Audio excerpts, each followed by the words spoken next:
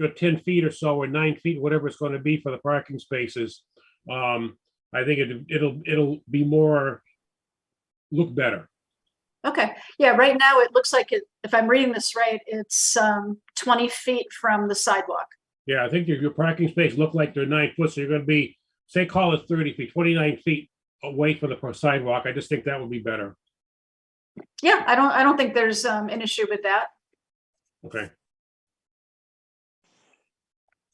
I'm just trying to think, because there's a flower bed there, but that's already, we know that we were going to need to take that out anyway. And I don't think that, here's the only thing, I'm just looking at this curvature here. But yeah, I mean, I can certainly talk to Taylor Davis and see. Okay. If it's not, is there any leeway, Jim, if it's not exactly 9 feet and like they can work it out where it's? I mean, if I'm not going to argue if it's 8 feet, 7 feet, something like that. I mean, something like that. I just think it'd look better. Okay. All right. Yeah, I think what they were doing was they were centering it on the side entrance, really. Yeah. Yeah. Okay. Any other comments or questions? Hearing none. All in favor, Mr. Dwyer will make a motion. I'll make a motion to waive further site plan approval for the location, the parking design as shown. No, as shown, but move about With well, I would say about one parking space eastward. Mhm. Okay, that is the motion. Do we have a second? Mr. Second. Mr. Sarzinski, second. Yet is on mute. All in favor? Aye. Aye. Motion passes 4 with one absent. Okay, thank you.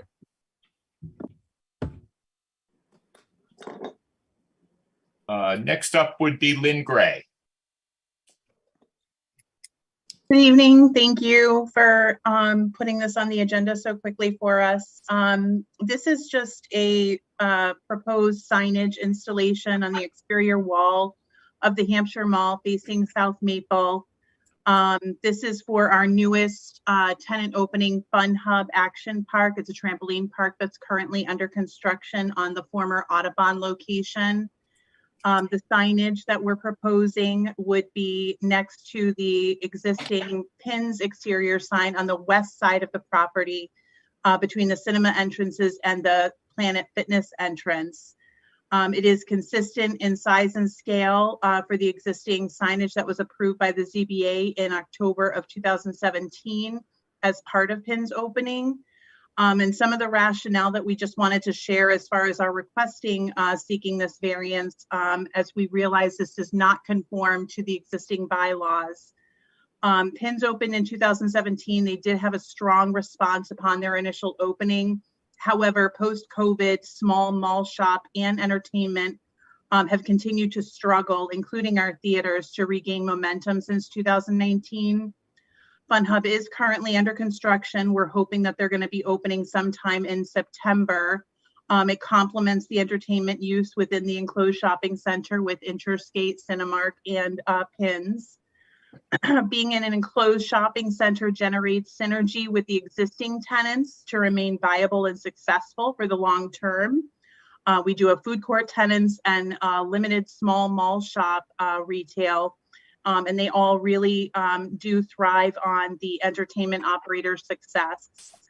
Both Pins and Fun Hub do not have exterior access points. You need to enter one of the 4 main mall entrances in order to visit their establishments. And neither of them having exterior access points could be a detriment if they didn't have the proper branding or signage to let customers know where and how to access their location. So we feel it's in the best interest of this tenant to support these large format tenants to be successful with the proper branding and visibility. It's not a request for other small shop access to have branding on our building for each individual tenant. You know, I know that our competitors across the street at Hadley Corner and at WS definitely, you know, they've got a nice prominent visibility for each individual tenant. That's not what we're looking for here. We're just looking for a request for a large format operator like this at 33,000 square feet, and no other concepts in the area at that size. The mall would require a more prominent presence in the market. It is on the back side of the mall. It's not Route 9 facing, it is South Maple facing. And I do have some additional photos if those would be helpful as you look over this request. Okay, I doubt the planning board is going to be against the proposal because like it says, Penn's has the sign. However, the zoning board of appeals made an error when they approved the Penn's sign. It is internally illuminated. Internally illuminated signs are not prohibited. Therefore, this proposed sign that you're proposing cannot be internally illuminated. It needs to be externally illuminated. Okay. You know, I mean, Do we want to speak to the legality of the zoning board of appeals once again is there any reason to grant a variance? Bill, would you like to comment on that? I don't think there is. Dee Dee did send around the ZBA's decision. I was just reading it. The reasons the Board of Appeals may make a favorable decision, very restrictive bylaw for mall uses. And the hardships are all limited to mall operations and nothing to do with any of the statutory criteria. So I guess the thought I have is that the sign is 3 times the size of what would be allowed under the current zoning for a store in a multi-tenant building that had its own exterior entrance. So on the other hand, it is on the back side. So But for the audience and for Lynn, this happened before. The zoning board of appeals, without due consideration to the zoning bylaws, and which was approved by the town meeting, even though we wanted bigger signs, the town said no. So if Lynn is requesting another entrance, if that is her proposal for meeting for us, I would grant the entrance, but I would say the sign has to conform to the zoning bylaw. Yeah, there's no way for us to get them an entrance there, and the backside of their facility dumps out into a loading dock. So there would be no opportunity for them to have an exterior entrance on the front side of the mall that would be between PetSmart and Dick's Sporting Goods. So what is your request to us for this evening? For this evening, it would be to allow them to have a sign similarly sized to what Pins has on the west side, not both sides, just the west side of where the theaters are, on the exterior of the building. To give them on the planning board doesn't have authority to grant that waiver, Ms. Ray. Yeah, no, I understand that. And I did ask Bill if there was, if it would be preferred that I present it this evening, or if I go straight to the ZBA, understanding it's not conforming. I wanted to make sure you understood that we would be seeking a variance. Okay. Okay, so obviously we do not approve the larger sign than allowed under the zoning bylaws.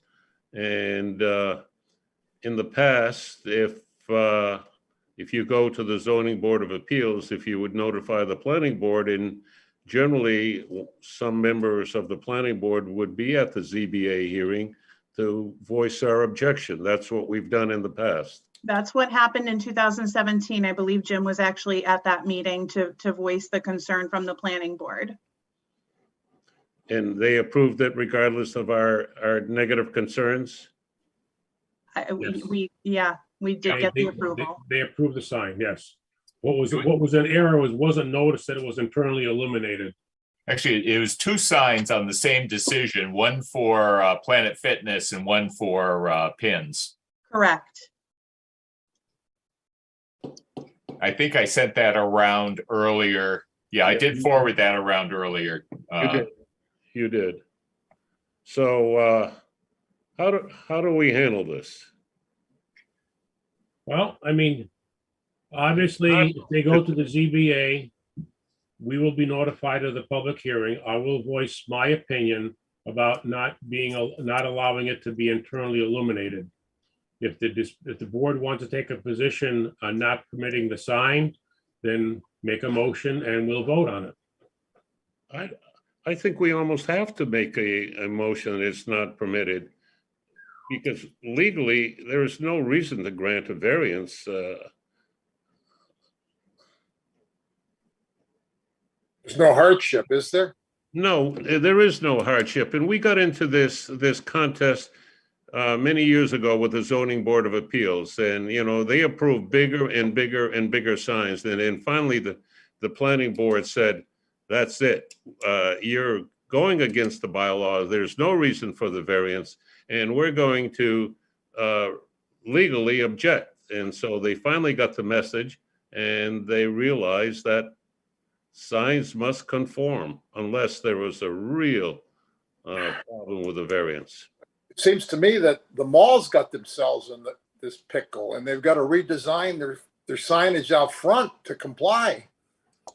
No, if it's there already, that's one thing. But if they want to make it bigger, they cannot. That's what I mean. What does the board wish to do? I don't think we have a choice. I think if we are going to go by what has happened in the past and what we have said before, that if the sign doesn't comply, there is no, I'm talking like a lawyer, Bill, but there's no legitimate reason to grant a variance. I agree. Just so I'm clear, Joe, on your opposition here, that you would like the center and or the tenant to demonstrate a hardship in order for this to even A consider? hardship cannot be legal or because somebody else is doing it. No, I was sharing the history. I was sharing where we were coming from, but if there is a hardship to share, then that's something that we'll dig into. Okay, so hardship is only one item. There also has to be something unique about the property, unlike property elsewhere that warrants special attention. So, Joe, are you making a motion to object to the grant of the variance? Yes, I am. I'll second that. Okay. So we're not saying yes or no to the sign. We're just saying the motion is to object to the grant of a variance by another board. So That's all the authority we have here. We object, well, I guess we cannot object because if a variance was granted. No, we're not, that's a past issue. This is the one in front of us. That's the one you're making a motion about, is the one that's being proposed, right? Fun Hub. You're correct. Yes. That's what we have to do. We have no authority to approve the sign or to not approve this sign because it's not conforming. So all we could do is object to the granting, request a ZBA. What is your motion, Joe? That the planning board recommends that we do not grant the sign. We don't have, no, not us. We can't grant this. This is going to the, okay, I'm sorry, go ahead. You continue, I'm sorry. What is the proposal before us this evening specifically? There's nothing really before us. It's just here for information. So what I wrote down is motion and second to object to grant of a variance for non-conforming sign. And I seconded it. Right. That sound good, Joe? That sounds okay. Okay.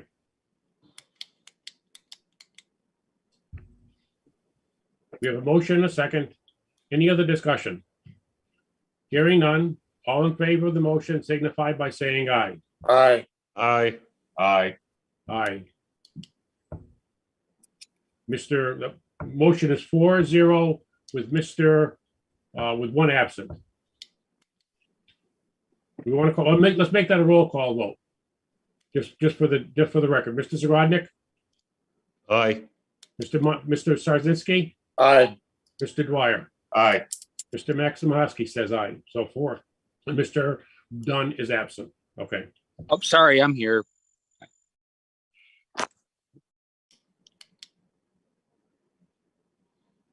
okay. It's a different Mr. Dunn. Sorry. Don's phone. Yeah, Okay. sorry. Can you hear me? We'll get to you in a minute. Yeah, we'll get to you in a minute. Right. Okay. That is it. Oh, We're notified. I'll go to the ZBA meeting and notify them of our vote. okay, thank you. While I have your attention, just for a quick second, Dee Dee had brought up to me that the planning board might also be interested in hearing about the butcher, the backyard butchers event, Yes. or the proposed event for this truck to be on site for 10 days at the mall in the parking lot. Yes, It sounds like they got the board, without the mall's knowledge, they got the Board of Health to approve a license. We are planning to present this information to the select board tomorrow evening as far as their event setup and request. But she thought that it might be of interest to the planning board as well. So I just wanted you to Yep. weigh in on that as well. the planning board is very much interested in this because how will it affect parking? Where is it going to be? What about various issues? They should definitely, in my opinion, they need to come to the planning board and present what they would like to do to see if it's going to be okay with the zoning issues. Okay, I will let them know that. Okay, when do they want to start this? They wanted to start the end of this month, but given their timelines, I'm not sure that that's going to be possible. Okay, But I will let them know that in addition to the select board, the Board of Health, they will also need to present to the planning board. okay. Our next meeting is September 6th. That will be the next meeting that they could attend because it's a 5 Tuesday month. So for the next 2 weeks, we will not have meetings. Understood. I will let them know that. Okay, just want to let you know. Thank you. So it's just going to be for 10 days. It's not a permanent installation. No, it would just be a parking lot event for 10 days. And it What would is be, it it would take, exactly? What is it exactly? it would be seven parking spaces that would be taken up by their truck. And they would set up a tent. All would need to be approved, obviously, by building and fire. And that would be where they're selling their, their meat selections. They do this in various other properties and areas of the country. And their interest is in Hadley specifically at this point. And it would be, 7 to 8 spaces max in the parking lot. What are they selling? Meat, steaks and ribs and all sorts of meat. Butchered raw meat. Yes, So I, prepackaged, right? Prepackaged, all in the cooler on their truck. so Lynn had sent materials to Dee Dee. I sent them around, but they didn't get out until this afternoon. So you could plan your grilling. 20 ribeyes for $39. A 1 ounce? You drive by, I'd prefer stopping at Atkins and knowing what I'm getting.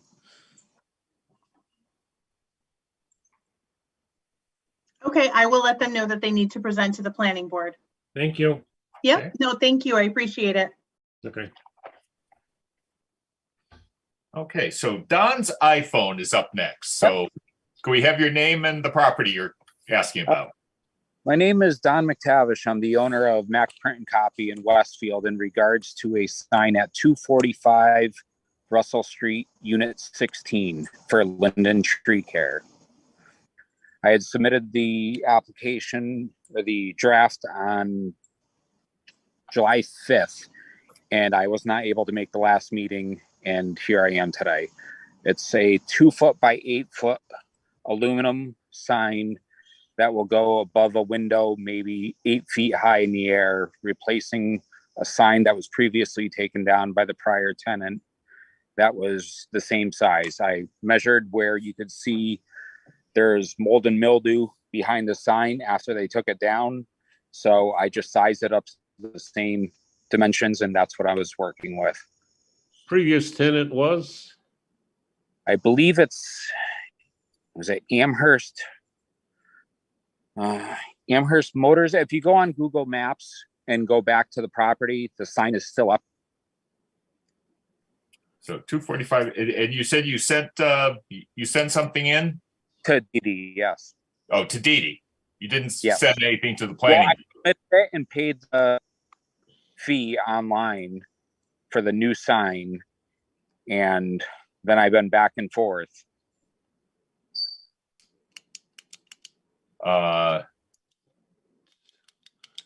Okay. It's pretty back off the road. I know she said that. Where's 245? Anybody got a? That's Right an- after the old fence on the, right after. If What? you're, oh, excuse me.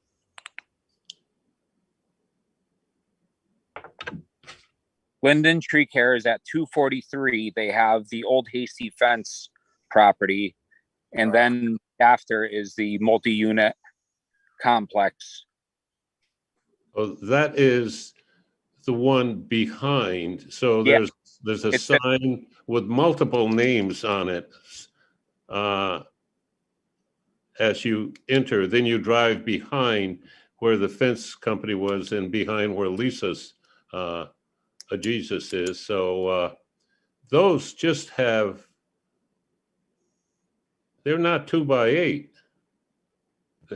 The sign that was previously there, I measured, like I said, where the mold and mildew from the old sign and back. Is it gonna, you're talking about a sign out front by Route 9, or you're talking about a sign on the building on behind? the building itself all the way back.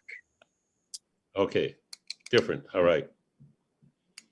We're gonna be putting a little sign on the marquee out front too? I am not, no. Oh, okay. I'm assuming that would be the landlord's. Okay. Yeah, the owner was Zaharodnik, no relation. I know what the property you're talking about. Okay. Okay, So I don't see that I have received a copy of the sign, but it just says Linden Tree Care. All right, yes. I mean, I had submitted it, like I said, on July 5th. Yeah, And- we're not part of the online permitting system. So unless you emailed it to planning at Hadley MA, I don't have it. Dee Dee told me to send it to you last week, and probably about 10 minutes after that was said, I emailed you everything I had. Okay, so what email address did that come from? I would have been macprintcopy@gmail.com. Mac, MAC, MAC. correct. Okay. There I have something. And okay, got it on July 28th. Okay, so let me bring this up.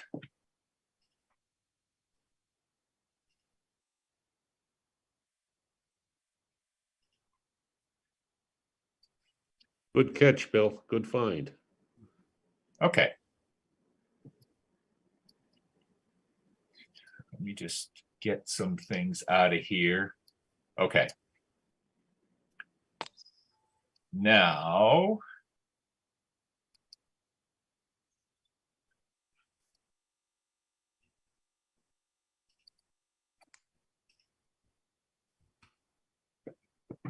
Okay. So if you can see that, this is what Okay. was there, Amherst Appraisal Drive-In Claim Center. Correct. Okay. And this is what is proposed in the same footprint. Correct. Okay.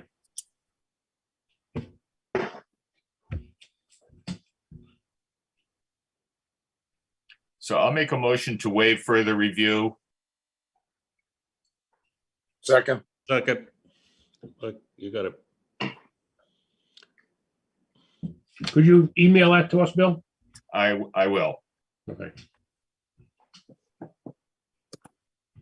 We have a motion and a second. Any other discussion?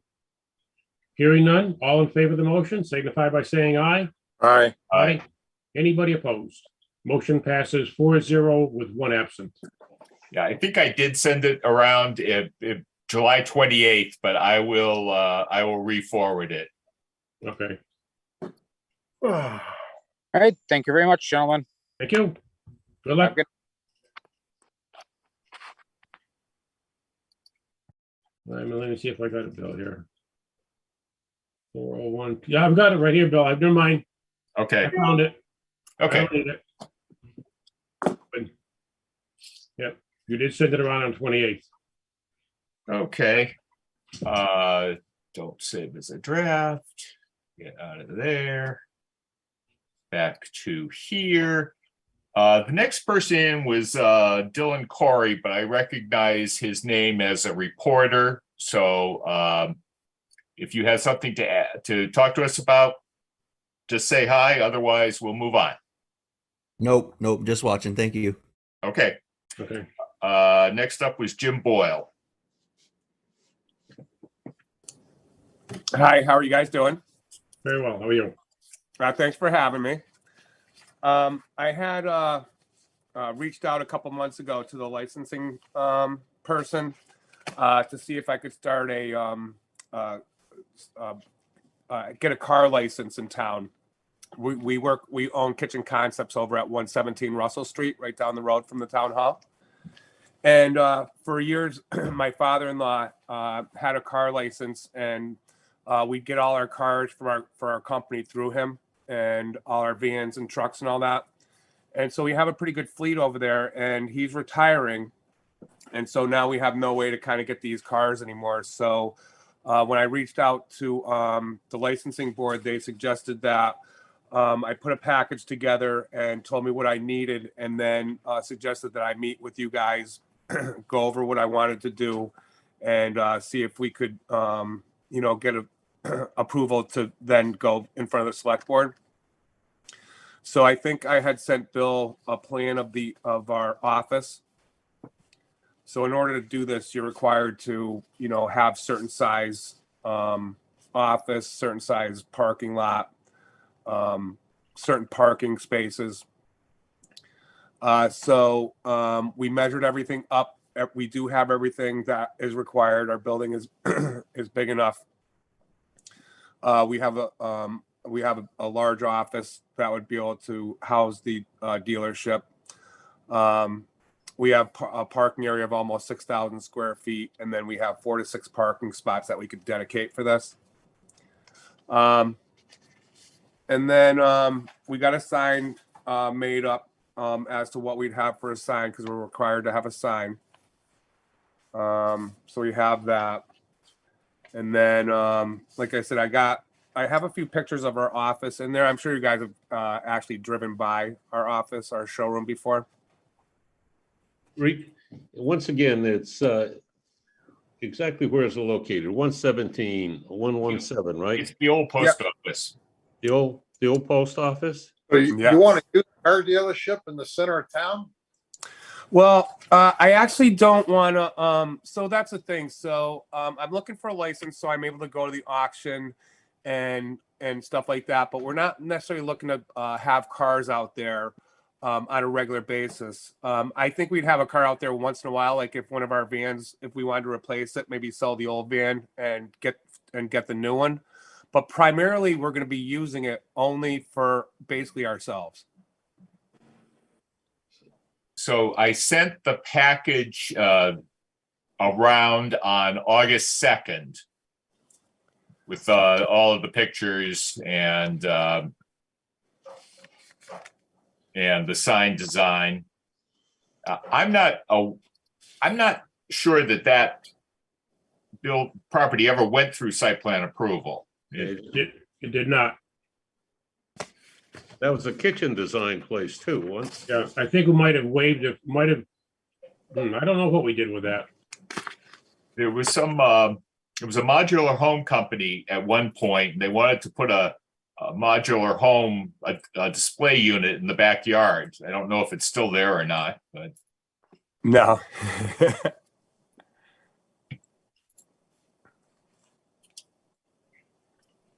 Okay, So we gotta have a site plan there, so. Hey, Bill, are you able to put, like you put that girl stuff up on the side? Are you able to put that up, or did she do that? I can put it up. Although, let's see, how many pieces is this in? just one. Well,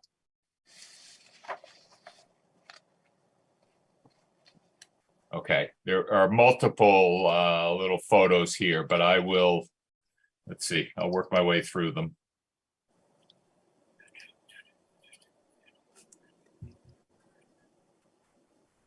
Oh, photos.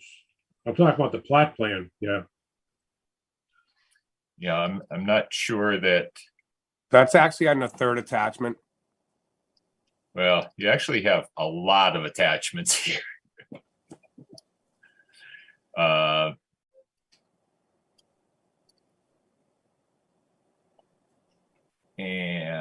is that the end of it?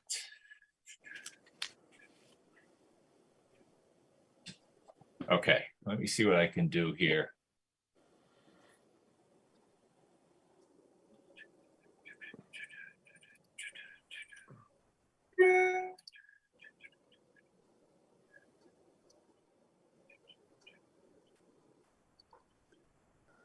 I believe that is your. Yeah. Yes, perfect. So, it's side. So the right side is the front drive-in area. It's the front of the office. Can you guys see my mouse? No, we can't. It's my mouse that matters. Okay. So right where you are now is a front parking lot. And that's where we park for our kitchen area. On the right side, you can drive up the right side, and then you can put vehicles in the back. So we have 2 vehicles in the back now all the time. And then the rest of the parking spots are just open. Most of our guys park on the job sites. We work off site for most of our work. So our guys are typically on the job sites themselves. But as you can see, there's plenty of parking spaces in the rear. And then our showroom has plenty of office space inside for any of this. And we could have a dedicated office for it and all that. What is this notation at the bottom of the sheet of, it looks like arrows? That's actually, that's grass. So that would be the left side of the building. So the plan that you're looking at is sideways. And so the front is the right side. And the part where you're talking about those arrows, that's actually little grass shoots I was trying to draw in. Oh, okay. So there's 21 feet over there on that side. And that's all grass. That's not really used. But you can see down below where my sign is in the front there. Where it says existing sign. Over towards the right. That would be down. Yep, right there. Down in that area. So that's where our kitchen concept sign is and stuff. So you guys have probably driven by that quite a few times. So like I said, we park right out front. Excuse me? Yeah, this is another business piece or is kitchen design going away? No, it would just be in addition to it. So the kitchen design would be staying, yes. So you gotta have, I'm afraid we're gonna have to go through site plan review. How many parking places, kitchen design, how many people are gonna come in there? And the parking, it's gotta be so far back from Route 9. Drainage, I don't know, what does the rest of the board think? I mean, you're Well, looking, I mean, he's there was looking, gonna, being two businesses in a site, it opens up into a different ballgame. it does, yeah. This wasn't, did you sell cars there previously? No. The Northwest Restoration, that was actually based out of West Hampton. So her father's name of his company was Northwest Restoration. What we're trying to name this one is Northwest Restoration 2. But no, we never sold cars out of there. So the Board of Selectmen is the one that eventually is going to grant the license. And generally, they give us the courtesy of listening to the applicant and how many spaces will be needed, where will the spaces be located, et cetera, before they grant a license. So I think a site plan is in order. You've got to show where the parking is, how many employees will be coming in, going, and how many parking places will be designated for employees and how many for your cars. So I understand this. For your Class 2 license, you're required to have a number of vehicles on site. Maybe it's only one or two. But we went through this previously with someone who wanted the Class 2 license primarily for doing online sales, but realized he still had to have a physical presence. So you have to add that on top of what you have already. And I know it's a previously developed site, but the more uses you shoehorn in there, the more concerned we get. So I guess I would agree with Dr. Zagrodnik that we need to do some level of site plan approval here. Okay. So, I mean, I drew a pretty good plan. I mean, are you just looking for definition of parking spots? No, you need to talk to, unfortunately, you need to talk to an engineer or a surveyor that's familiar with the zone bylaws and have them create a site plan approval application. Because this is getting complicated with two businesses on one site. If it was just getting rid of Kitchen Concepts and putting a used car lot in there, we could probably deal with your sketch that you've made up because it seems to be to scale. But seeing that you're going to put two businesses on one site, it opens it up to a different set of criteria. Okay. All righty. You know, I'm sorry about that, but that's just the way it is. Okay. All right. Well, I will talk to an engineer and then I guess I will get back in touch with Bill. Okay. Okay. All right. Thank you guys. Okay. And I think Kurt Shumway came in next, but we know what he's here for. And let's see, Mike Gagnon. I think he's with Mr. Shumway. We'll see. Are you with Mr. Shumway? Yes, I am. Okay. Oh, okay. We're here to talk about Russell Street when you're ready. Okay. Okay, just a minute. Let me do the formalities here. The planning board will conduct a Zoom public hearing on Tuesday, August 16th, 2022, beginning at 6:45 p.m.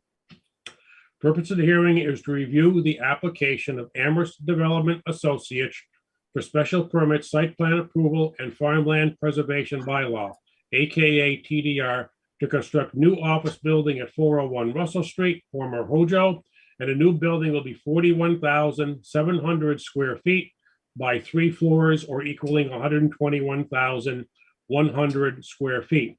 The TDR hearing is to exceed the 75,000 square feet of building. Plans and fee schedule are available by mailing planning at Hadley MA or visit town clerk's office, published twice in the Gazette, July 19 and 26. Mr. Gagnon, you're up. You're on mute. Okay, very good. Can you hear me okay? Yes. Well, first and foremost, thank you once again for having us. We're here to present the proposed project at 401 Russell Street. I'm sure as you're all familiar, this is actually the site of the former or the current Howard Johnson's right next to Staples. I will, when I get into the plan set, I can kind of give you an orientation for those that are not familiar with the site in terms of where we're at. May So, I share my screen? Yes, go ahead. But just a minute, can I just want to clarify one thing so we don't start off Sure. confused? Jim and I talked about the legal notice. That was what was published in the paper, but actually it overstates the size of the project. This is a 40,000 square foot building plus or minus. It's 41,700 square feet. That's not the footprint. That's the whole building. That's the whole building. that's the whole the building. 3 floors. Oh, okay. I thought that seemed kind of big for the footprint that I was looking at, so I misread the plan. That's fine. I mean, it's published. We don't need to do the TDR. That's not a problem. If it's there, we don't need it. It's when it's not there and we need it, that's been a problem in the past. Okay. Yes, I was going to mention that as well too, because I Okay. heard that. I said, whoa, too big. Okay. Continue. Okay. Thank you. Excellent. Thank you for clarifying that. May I share my screen? Yeah, go ahead.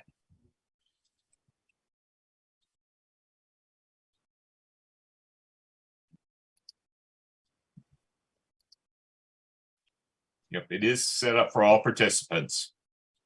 Can everybody see that? You should be looking at our cover page. Yes. Okay. So first of all, the project proponent is Amherst Development Associates by Kurt Shumway, who's also here in attendance this evening. So, you know, any specific questions about the operations, you know, please feel free to chime in accordingly. We have undergone peer review or are currently going through peer review by Berkshire Design Group. And I will get into those details in a moment. Just a couple of project updates. You know, we presented this project initially way back in October of 2021. Subsequent to that, we've had, you know, a couple of meetings since then, specifically with your Conservation Commission. We filed for site plan review. We actually filed the plans and supporting documentation on July 14th. We've also, as I just mentioned, we had a couple of meetings with the Conservation Commission. We were supposed to have a meeting as of recent last Tuesday. However, that was canceled due to, I understand, a misposting with a legal notice. So we have another hearing with them next Monday, August 22nd. So as I mentioned, I'm going to jump right into this is our existing conditions and removals plan. So this kind of gives an overview of the site. This shows essentially the existing structures and pavements that are going to be removed. Just to give you an overview, this is the existing footprint of the Howard Johnson's building. This is the canopy that is out in front, the pool area here in the back.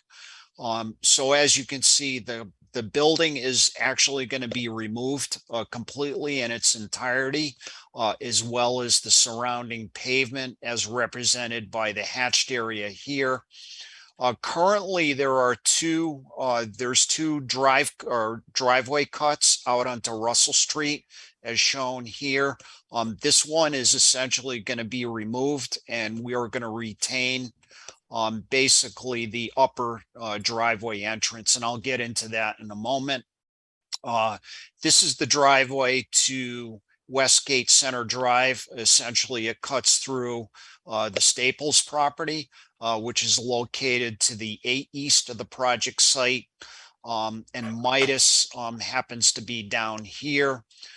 Just to kind of zoom into the site locus plan, this kind of gives you an understanding of the various properties that surround the site. As I mentioned, Staples is over here. This is Westgate Center Drive. Russell Street is out here. And we actually added this abutters map at the request of Berkshire Design Group through one of their review comments. The existing building is about 27,000 square feet, give or take. It was constructed back in 1966, so it is somewhat dated. The existing parcel size is about 5.5 acres. There is a large wetland resource area that's out in this back area here.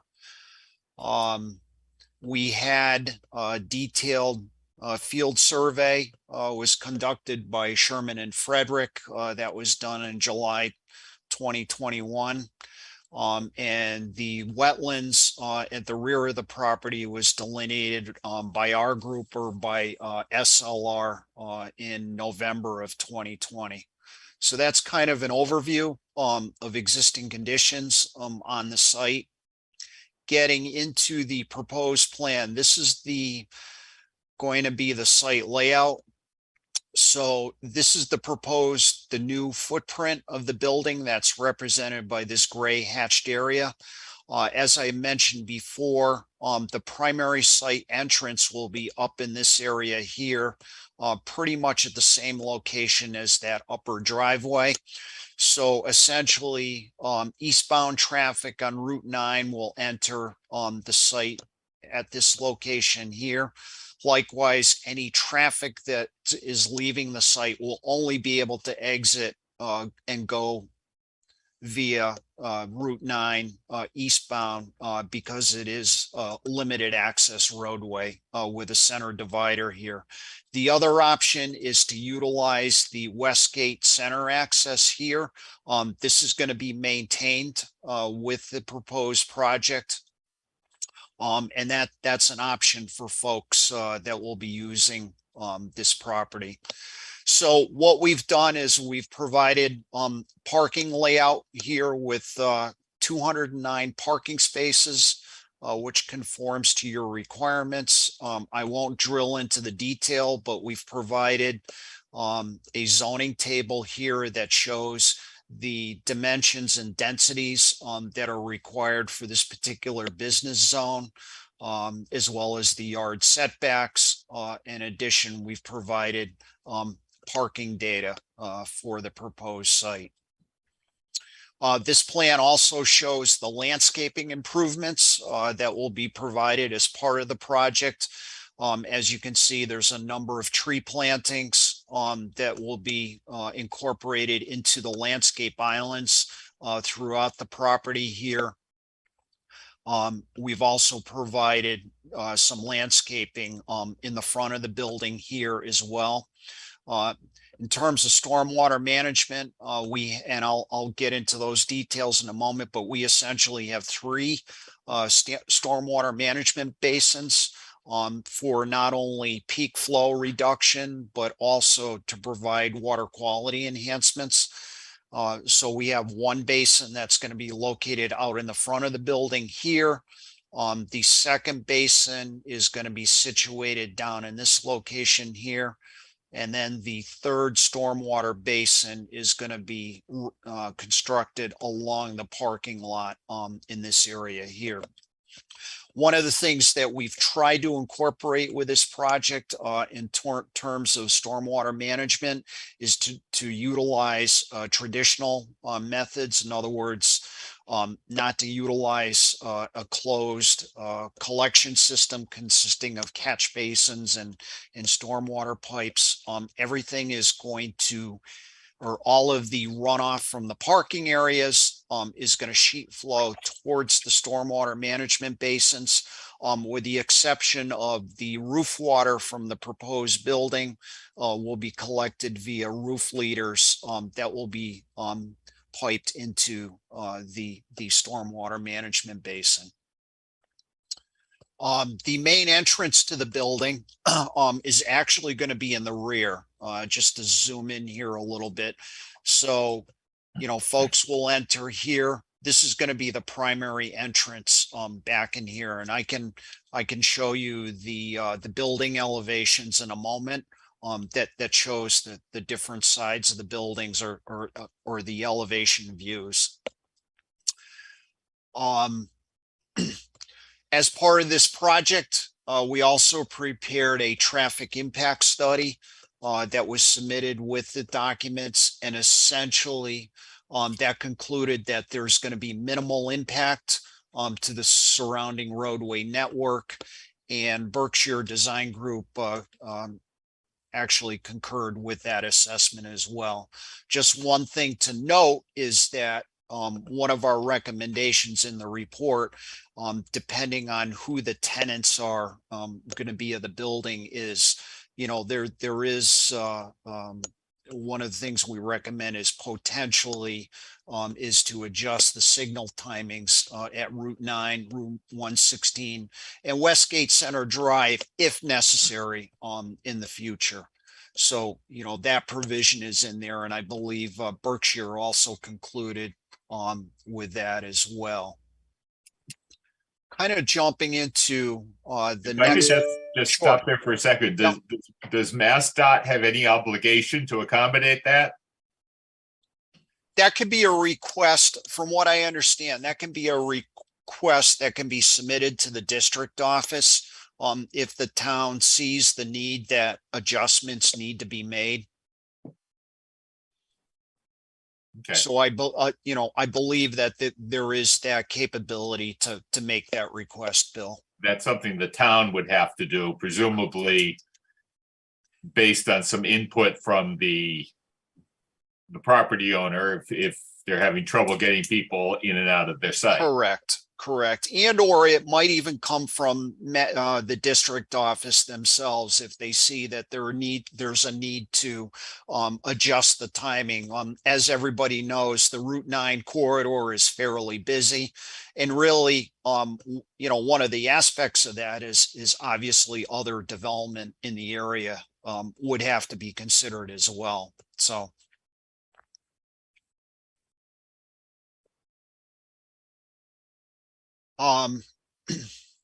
So just jumping in, this is our site grading and utility plan. So this shows more or less how the site is going to be graded with the proposed improvements. One of the things that, we had to pay attention to, obviously, is being able to feather into existing grades, particularly in the back here. One of the things that we had to honor as much as possible is this 35-foot no disturbance zone as delineated back here. So that's why we've got, for example, the stormwater basin is tucked up in this area here. This is that collection system that I was talking about a moment ago that's going to pick up essentially the roof leaders from the building. We also have a connection between the two stormwater basins here, such that what that does is that it allows this basin in the front of the building to essentially dewater as necessary, because one of the requirements that we need to comply to in terms of the stormwater management standards is we can't have standing water in the stormwater basins. In other words, these facilities have to be able to dewater within a reasonable period of time. Otherwise, you get into mosquito issues and the like. But again, as I mentioned previously, all of the sheet flow from the parking area is going to make its way to the stormwater management basin in the rear here. One of the things that we've done, because we do not have curb across the back perimeter here, so that flow can make its way into the basins, is we've provided wheel stops here so that that sheet flow has the ability to get into the stormwater management practices. This is our sediment and erosion control plan. This shows everything that needs to be done during construction with respect to sediment and erosion controls. So we're showing perimeter controls that are around the back here. And we've also provided details for those facilities in the plan set.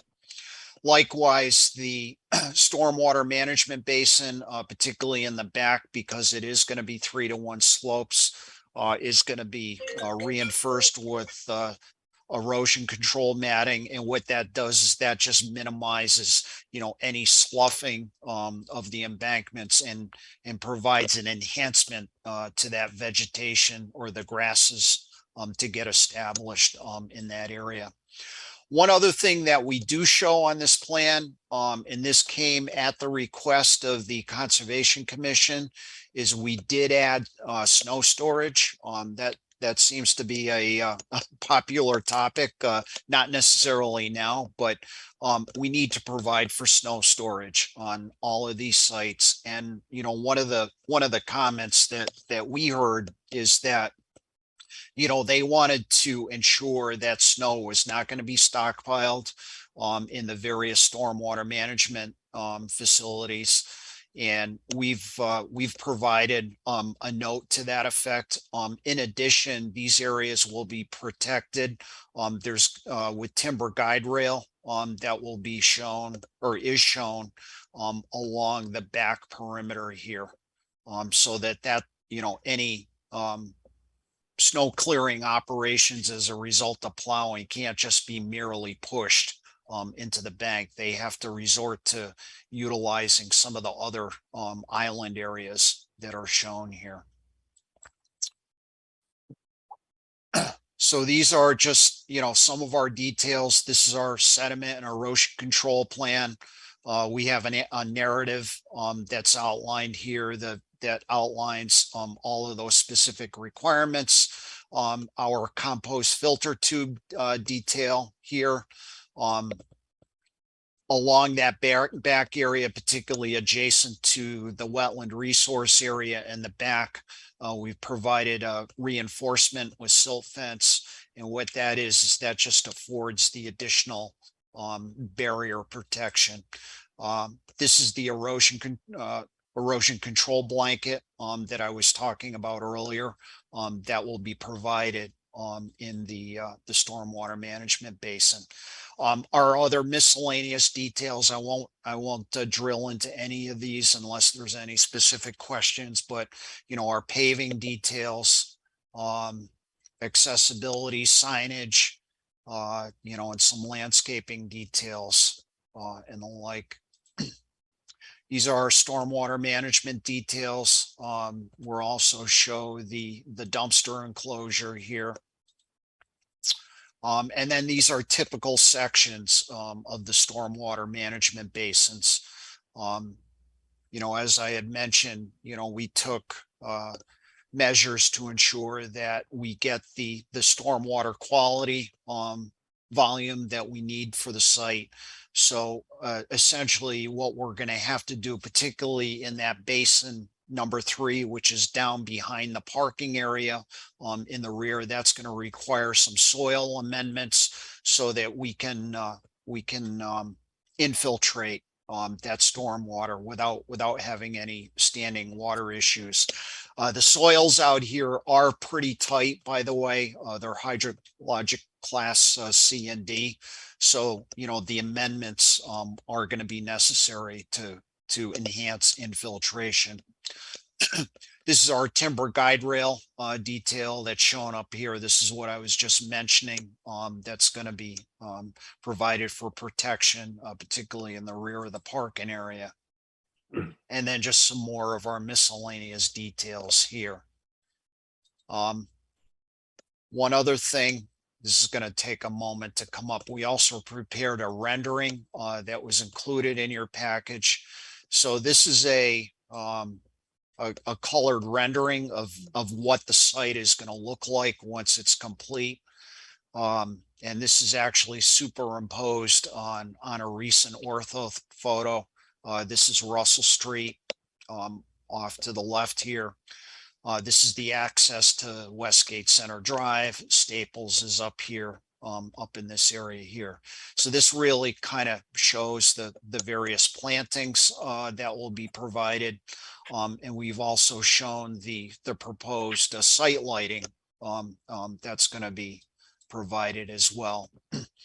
And on this plan, we also show the plant schedule of the various plantings that will be provided.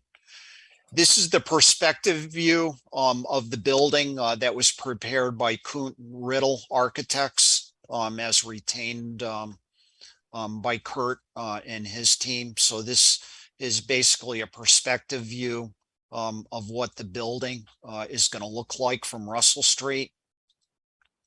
And just going through, these are the exterior elevations. So starting off with, this is going to be the south elevation of the building. The building may not, just to warn you, it may not look exactly like this, but this is more or less the intent overall of what they're thinking in terms of, particularly with respect to the materials that are going to be used on the exterior. This is generally what is going to be used.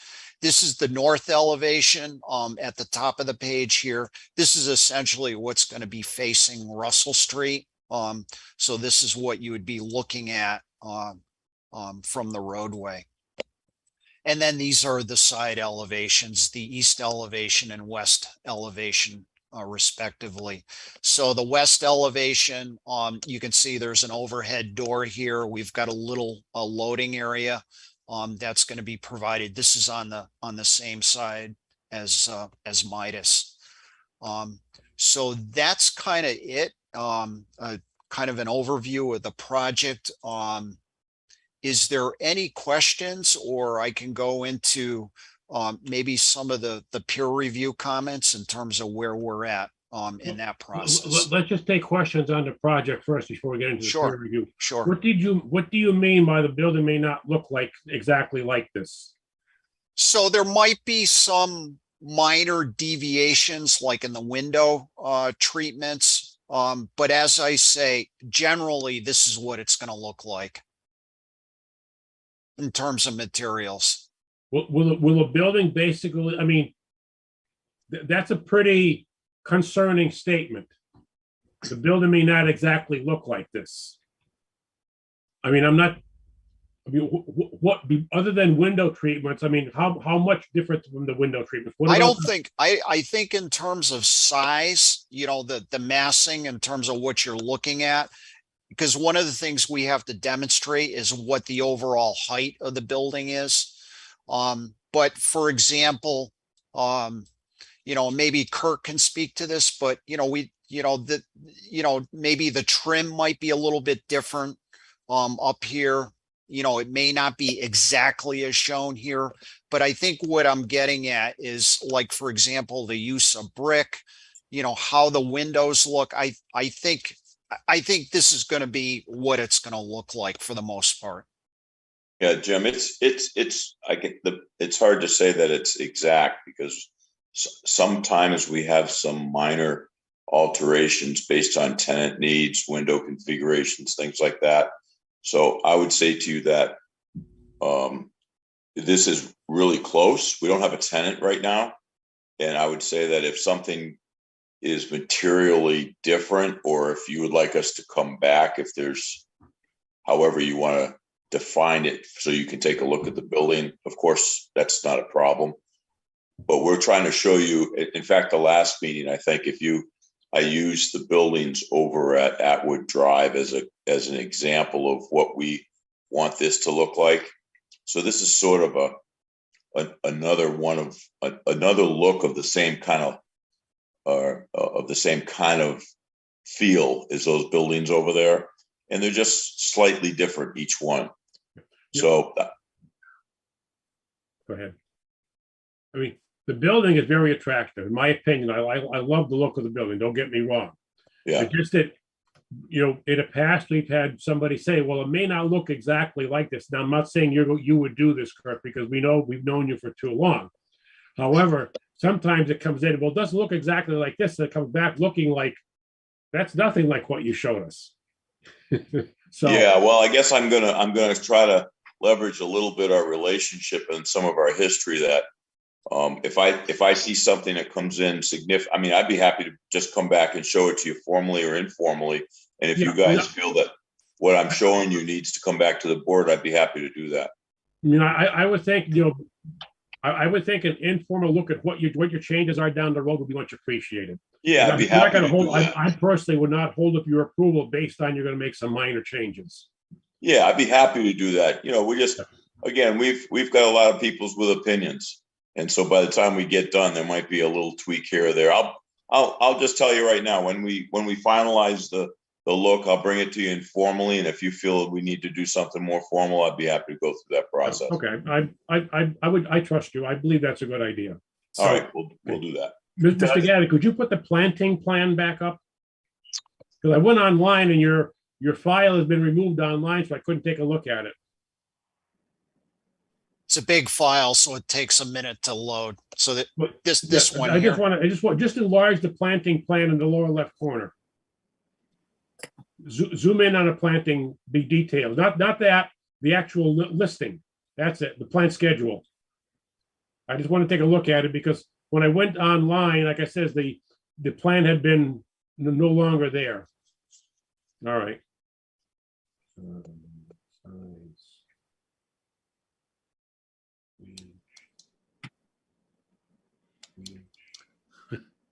Okay, just a comment. You have 3-inch caliber trees listed. Up in this area here, yeah. Right. That's a big tree. If you list a 3-inch caliber tree, we want to see a 3-inch caliber tree put in. We've seen this before. Somebody list 3-inch or 4-inch, and they come in with 1.5 inches. So if you're going to list a 3-inch, you're going to put a 3-inch in. And given the droughts and everything else going on, I don't think you want to put a 3-inch caliber tree in, and that's just my opinion coming from years ago of farming. No, yeah, Jim, I'm gonna tell you that I'm gonna agree with you. We're doing that building down on the corner of across from Ginger Garden, and we're having a brutal time even getting this type of planting. So I don't know what you suggest. I'm suggesting take a look at what you're going to put in, and if you want to hold the planting schedule to come back when you show us the building, what it's going to finally look like, that's fine, because you're not going to put these planting schedules in until for a while. Yeah, and we're ways away from that. So why don't we say we're going to try to come back and take a look at this when the times are more current and when we actually start doing something here, and we can talk about that. 3-inch caliber tree is, like I said, it's a big tree. Yeah, I think it should save you some money. That's going to save you a ton of money. Yeah, you're talking 17 of them, and then you're talking 40. You're talking almost close to 7, 23, 35. You're talking about at least 40, 50 trees of 3-inch caliber. That's, whoa. That's going to cost you some very serious money. Not only you're going to have to water the heck out of them, like I said. So why don't you come back with that stuff? We can. So you're not going to require trees of that magnitude? No. All right. So, no. Mike, why don't we do that? We're going to come back and rethink this. We require the trees to be growing. If you want to put a 1.5 inch tree in, the biggest thing is that they grow afterwards. Sure. Yeah, we don't want to see a bunch of trees dying out there. Yeah, nobody wants that. So, Mike, make a note to that, and when we get going here, and we'll come back and revisit this. Absolutely, and I'm going to have to defer to because I'm not a landscape architect, so I will definitely defer to them. But thank you for that comment. It's definitely I'm glad you pointed that out. So we also have a mandatory water ban in effect with no outside watering at all allowed. Yeah. So Amherst is actually telling us we don't have to plant our stuff right now in the new building for that very reason, because it's just gonna die. Yeah, So I mean, yeah. they're We're gonna not give us, saying- they're gonna give us a temporary CO without even any landscaping, because it's just gonna die. We want to see two things. We want to make sure that you put something in and it grows. We don't want you to go broke doing it, and we don't want to waste a lot of water in the meantime. So Agreed. that's fine. Yep. Okay. Thank you. Thank you for pointing that out. Appreciate that.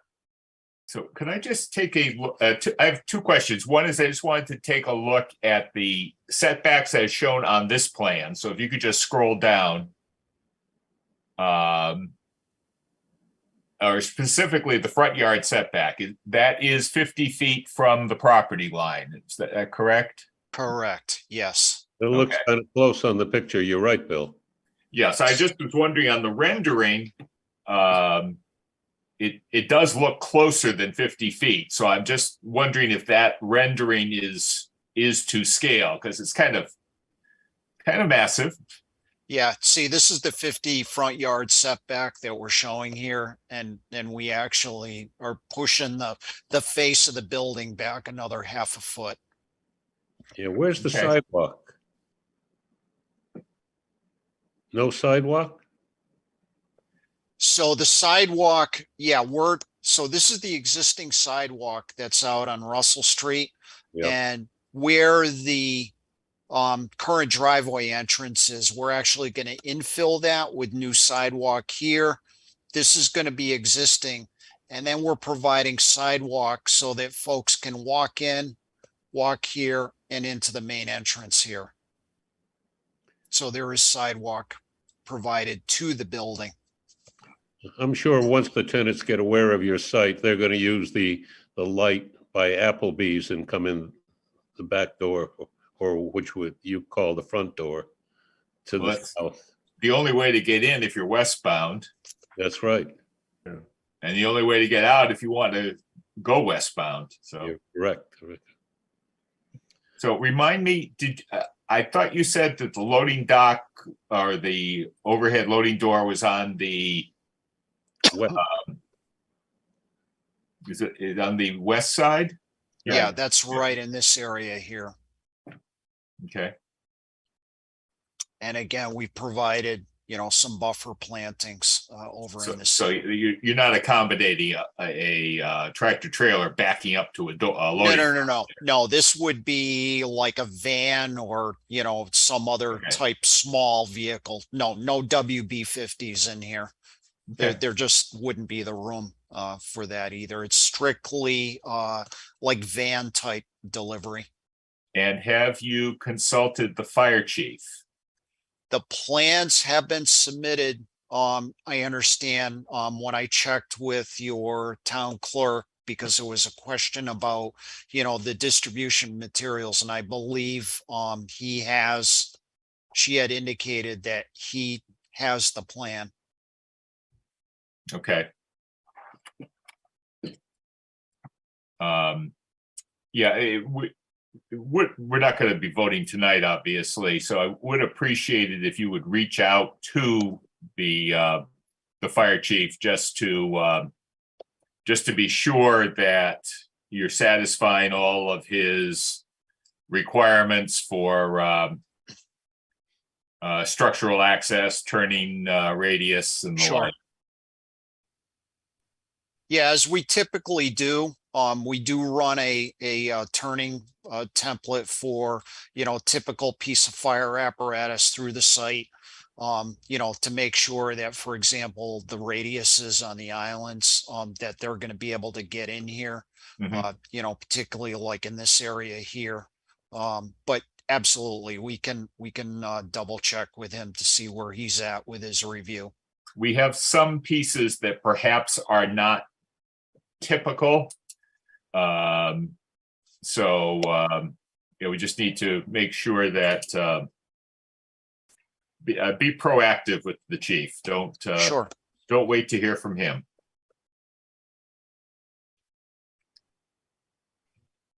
And I also had a question about I didn't notice any detail on your lighting standards. Yeah, that's a good question. I'll have to double check that. I don't believe that we included that. But that's something we can definitely provide. So our bylaw requires, it's 15 feet, I believe, although we have received requests from other property owners that if they could go to 20 or 25, that they could put in fewer poles. And we also very specifically want to be sure that there is no that it is shielded sufficiently so there is no glare from. Correct. So we really Yep. preferred the shoebox style, and there may be others. Mr. Shumway put up some beautiful gas lantern style fixtures at it was the Holiday Inn Express at the time. And we got nothing but complaints from the neighbors, even though the actual light level at the property line was fine, but the neighbors felt like they were staring at hot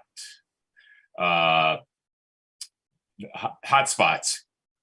I And do Mr. recall Shumway was that. very, very specific to point out that those were specifically requested by the Historical Commission. and Thank that's you. Exactly what he provided. Thank you. Thank you. And I got a nice visit. I from will Mr. never forget that one. I remember and I enjoyed putting it up, and Mr. Zagrodnik came and asked if I would consider changing them after somebody cut trees down and didn't like their view. And yes, you're yeah, Joe. How are you? Yeah, I thought they were quite nice looking, but We yep, did too. Jim, you remember it correctly. Yeah, they're very nice fixtures, and don't get me wrong, they're gorgeous looking, but unfortunately, they sometimes, what looks nice doesn't work so well. So we've changed our criteria to, like Mr. Dwyer has said, we like the kind of a bland looking fixture, but boy, they put the light downward and they work well. Yeah, that was that's a good story. Anyway, okay. Bill, you had my questions answered, so. You're up, Joe. You have something? I suppose the only other thing is what are you thinking about for signage? I know it's probably premature, but do you have a location, a sign on the building, a pylon sign at the driveway? Yeah, yes, and yes. I think some of that, like I mentioned before, it comes down to the tenant, some of the design. If you refer to some of the properties over in Northampton, Cooley Dickinson eventually wanted to put signs on the building. We had a signage out front as well. So I think and it depends. If we've got one tenant, they may be looking for one more significant sign. If we have several tenants in there, our intention is not to litter the building. So I think that is to be determined. But so I'll just say yes, and yes. We need to be kind of flexible. Okay. How's that for very clarity? Well, that's standard, and approval of signs afterwards has been sometimes a standard because you don't know. Right. Well, that's kind of the whole package here. We're going forward here with the general approval for the building, and then when all the tenants and all the issues come in and we can start fine tuning this thing, this is when we will be able to tell you some of that stuff exactly. Okay. Mr. Gagnon, there's several issues that we don't need to go through the approval letters by any step by step, because those kind of details, to be honest, we just want something that says it works and complies. So I guess there's a couple of issues. If you could just mention those that you're working on with Berkshire Design. Sure, absolutely. So I think we're almost there. But unfortunately, the last round of review comments we received yesterday afternoon. So there really wasn't time for us to, generate the revisions that they were looking for in order for them to review it and come back with a final sign off. Okay, So I think what we're, without getting into a lot of detail, we are on our second round of review. I think their initial comments was things like some pertinent information in the zoning table. Like I mentioned, in the plan set, we actually had added like this abutters map at their request. We had to provide some clarity in the zoning data table, some of the things that they were looking for, like open space, building coverage. There was just some little bit of back and forth on that. And then I think lastly, something that we're still trying to resolve with them, and I think we have a fix, is we're actually showing a slight uptick of peak flow getting out onto Russell Street. I think for the 10-year storm event, we were talking less than a CFS. However, I certainly understand where they're coming from, because Route 9 is under the auspices of Mass DOT, and they do not like to see like any more runoff getting into their collection system. And really what it amounts to, so one of the things that we had to look at, and if I could just pull it up here and show you what I'm talking about. So this is our watershed map that's included in our stormwater management study. So the area that we're looking at, if you noticed right up in here, there's this triangular area. And we were trying to get this to work, but unfortunately the way that the grading worked, we had a little bit more this little area that was getting out onto Russell Street. So one of the things that we managed to do is we're creating a high point essentially right at the back of the sidewalk, and we're going to actually warp this pavement a little bit so that most of this area will be captured and drained directly into the stormwater management basin. But as I had mentioned, we didn't have the liberty of time to actually revise the plan. So I think we got a fix for that. We've already run the analysis, and we're essentially matching the existing peak flows from analysis point 3, which is this discharge point from the site. So I think we've got that worked out. And, I think that's kind of the remaining issue that we need to resolve with them. And there is one other thing related to drainage that they had a question on, and that was to ensure that we show a comparison of existing versus proposed peak flows at the various design points.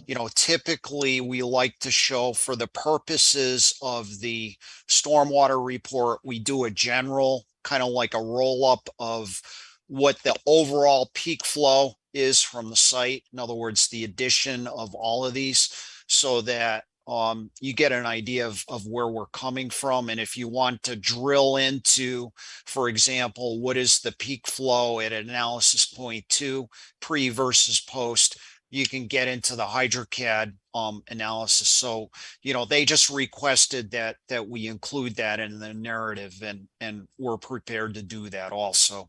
So that's kind of it in a nutshell in terms of some of the comments, remaining comments that we need to resolve with them. I think they're on board with everything else, such as what we're showing on the plans. They're good with the traffic impact study. So that's yet to be resolved, or, the drainage. Yep. Thank you. Any other questions or comments? Okay. So like Mr. Dwyer said, we're not going to make a vote tonight. We can't hold a meeting on the 6th because that's a voting day, so we can't hold a public hearing or make any official votes on that. The 20th, we do have a public hearing, but I don't think that's going to be a really big one. It will take some time. Give you a choice of coming back September 20th when we already have another public hearing scheduled, or the first Tuesday in October, which is October 4th. Which would be your choice? Either one is fine with me. I'll leave that up to Kurt as well, in terms of what Okay. we'd like to shoot for. We What- have, what- as what I, are- what are- I'm sorry, what are the dates? September 20 or October 4? Which one's the shortest? Which one has the lightest agenda? October September- 4th. October 4th, there's nothing, you'd be the only one on the agenda for that day right now. Let's do it. Okay, yeah, that would give us time to get all these things wrapped up. yeah. If we do have anything, you'll be number one on the agenda after we get through with general information. So you'll be first on the hearing warrant. Well, let's do it that way then. Thanks. Okay, Yep. And that will give me time to follow up with your fire chief as well too, so we can get that resolved. all right, that's fine. Good night, gentlemen. Thank you. Good night, thank you very much. Very good presentation. We appreciate doing when you apply for something. You saved a few bucks on the trees. I appreciate it as well. Well, that's not the point. The thing is, I mean, when you come in, you've done this before, you know what's expected, and you have at least 75% or more already done. So it's a very smooth process. Well, but you can teach an old dog. Eventually we get it right. That means you can Okay. go to the bank now. Okay, so we'll continue this hearing to October 4, 6:45 PM. Good night, gentlemen. Good night. Thank you so much. Mr. Dwyer, we have an invoice to pay. We have an invoice to the Daily Hampshire Gazette. Oh, where is it? Wrong one. Here we go. For $400.30 for 13 with the public. Yeah. Start again. We have an invoice from the Gazette for $400.30 for the public hearing notice, legal notice for 13 Russell Street. I'll make a motion to pay. Second, Motion and a second. Any discussion? If not, all in favor? Aye. Aye. Any against? The motion passes 4-0 with one absent. Okay. Yeah, that's all. Mr. Dwyer, you have a few things to discuss. I put a couple of things on the agenda policy about whether we'll accept freehand drawings or renderings of proposals. And Jim and I have talked about this a little bit. You remember the proposal that came up from the, well, let me just see if I can pull it up as just an example of maybe what we don't necessarily want. Cider place. Yeah.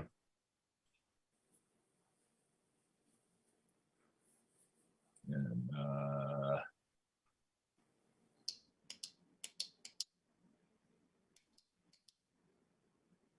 well, yeah, I won't go looking for it. It's you remember that what Mr. Carr came in with was not all that clear. What the gentleman came in earlier tonight on graph paper, apparently to scale, was a lot clearer. So what's our pleasure?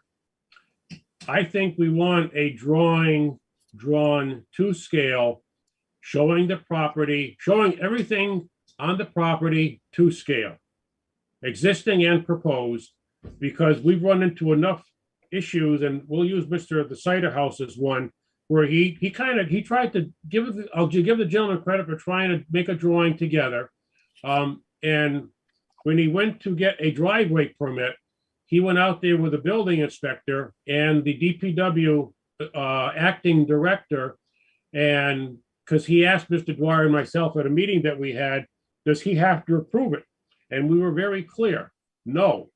We approved the zoning aspect of it, But if it doesn't meet the criteria of building, DPW, Board of Health, or other, you absolutely have the authority, if not the proper thing, to say no to it and make it correct.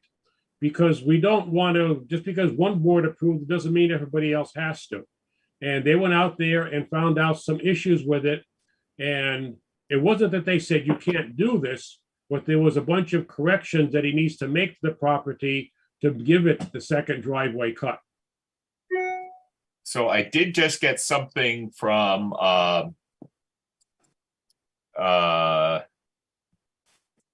building office this afternoon. And I think that in fact, it was approved.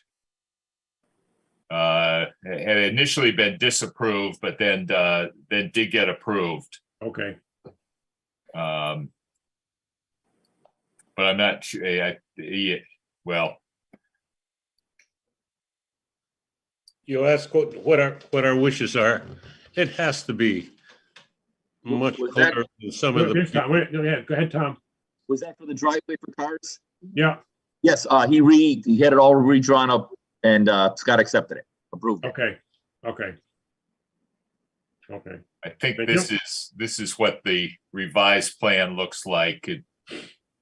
Yeah, that's a lot better than, that's not what he showed us originally. Right. Oh, and even all the buildings are, even on this plan. Yeah. But, and that's okay. That's this plan. Yeah. So going forward, I'm of the opinion, we want a drawing to scale with everything on the property, parking, buildings, access, everything needs to be to scale. If they draw it themselves on graph paper or whatever it may be, as long as it's, and it can't be a freehand drawing. They can use drawing tools, a square, a level, whatever you want to call it, but it must be to scale, everything on it. That's just my opinion. If they want to get it professionally done, like some of the surrounding towns require professionally drawn drawings, actual stamped. I don't think we want to go quite that far. Does the building inspector require, when somebody's going to place a building, now that we have him here, does he do the measurements as far as the setback where the foundation is going to be located, or does he require a surveyor to put pins there? Normally on a new home plan, it's gonna be served, they do their septic tank, there's a septic system that's been turned into Board of Health, which will have a surveyor do it. Otherwise, we do not require an actual engineered plan. So do you do the measurements? Nope, they have them on the plan and it's at their risk. Okay, and because once upon a time, a building inspector made somebody move a house. So, okay, thank you. It's something to think about, and a lot of communities, probably in the next 20 years, some have already started is doing actual as-bills before they'll get a CO. So, everything's black and white, right where that septic is, the sewer line, the water, the house. And it's just the added expense, unfortunately, to the homeowner.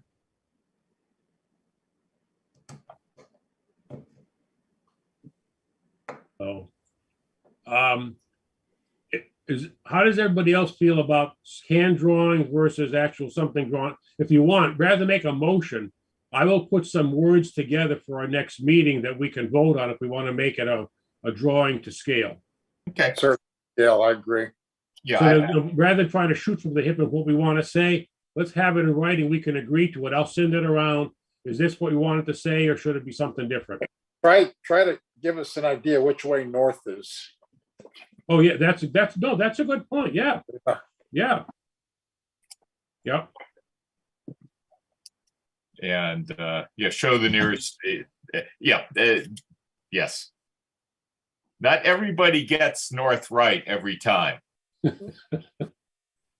Sometimes it's helpful to know how the property lays out when you see what the surveyor comes back with for a plot plan. So, The only other thing, we did get notice, and I think I did send it around to everybody, that the zoning bylaws were approved by the Attorney General's office. They did strike the plastic requirement that the stores could sell at no more than 10 cents a bag a replacement. That was outside the purview of the town, but the zoning was approved. Jim, I did read through it, and they just wanted to be sure we knew what the procedure was, because we actually, technically, the state law says you're supposed to start by filing with the town clerk, so the clock will start running. Okay. And then the town clerk is supposed to transmit it to us. But since the town clerk isn't equipped to determine whether a plan is complete or not upon filing, that's why we ask that it be filed with us. And then we get it to the clerk the next day. And it would, by the time the town clerk gets the filing fee, chances are everything is already in the works getting scheduled. I mean, I understand, okay, that's what that means, that we're a little bit going around the law, but we aren't trying to circumvent it and delay it. We're actually moving it faster, if anything. We generally, if we accept the plan, we generally assign a hearing date that night. That's correct. Yeah. And the other thing was just a caution on the signs that whatever the bylaw says, there are other requirements out there about what can be on signs. And basically they want to discourage, in this case, the building inspector from, or they want to discourage the town from imposing restrictions on what signs are out there that are potentially discriminatory. Right. And I think we worded it as carefully as we could to not get into that. Right. The AG's office admitted that on its face, it was content neutral, which was the goal all along. So yeah, we can't remove political signs. We can't remove these Black Lives Matter signs and these. Well, that's not our intention. We're trying to get rid of all these roofing advertising signs that have shown up in the last couple of weeks. I talked to Tom today, and he says he removed something like 50 of them in the last week and a half. They're all over the place. They're growing. Maybe Adam Quenneville could be more cost efficient on his estimates if he didn't spend so much money printing advertising. He's not the only one. That was surprising. I saw 3 different roofing company signs in the same yard one time. 3 different companies. So that when one puts one in, I think the others are right behind them putting them in. Well, the sign company is paid to put them up by 3 different customers. Yeah, well, the sign company's making some money because now they're going back out there. The sign's not there. Make them some more. That's what it is. Mr. Quinlan's got on a hoots with the sign making companies. So I will get selling them back to them. Yeah.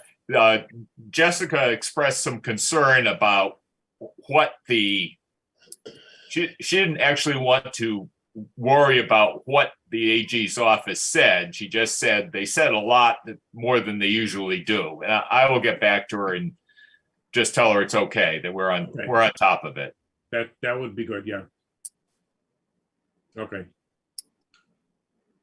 Okay. I have nothing else. Anybody have anything else? I don't have anything else. Next meeting in 3 weeks, we'll have Ken Comia with us, filling in for the public hearing we can't have. I forgot I didn't even know it was election day till Jessica let me know. That was good. Glad I got it out there as soon as I did to not be at the last minute. Okay. Motion to adjourn? So moved. so move. Second?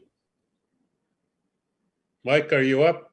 Come over. I got to give you something for Jack.